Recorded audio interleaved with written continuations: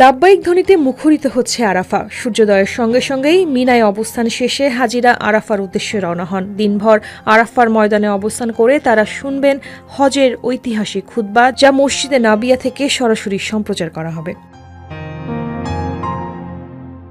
এবার হজের পবিত্র খুতবা প্রদান করবেন শাইখ ডক্টর সালেহ বিন আবদুল্লাহ বিন হুমাইদ। তিনি মসজিদ আল হারামের সাবেক ইমাম এবং সৌদি আরবের সিনিয়র আলেম পরিষদের সদস্য।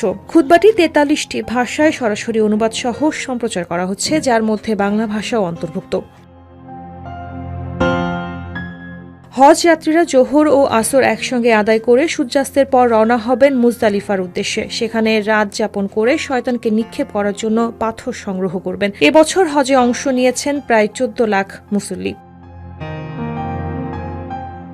তীব্র গরম ও তাপপ্রবাহের আশঙ্কায় সৌদি কর্তৃপক্ষ প্রতিষ্ঠা করেছে ৫,০০০ বর্গ কিলোমিটার ছায়াযুক্ত এলাকা, ৪০০টিরও বেশি শীতলীকরণ ইউনিট, মোতায়েন করেছে ২,৫০,০০০-এরও বেশি কর্মী। সেই সঙ্গে নিয়োগ দেওয়া হয়েছে হাজার হাজার চিকিৎসাকর্মী। সতর্কতা হিসেবে ১২ বছরের নিচে শিশুদের হজে অংশ নিতে নিষেধাজ্ঞা জারি করা হয়েছে।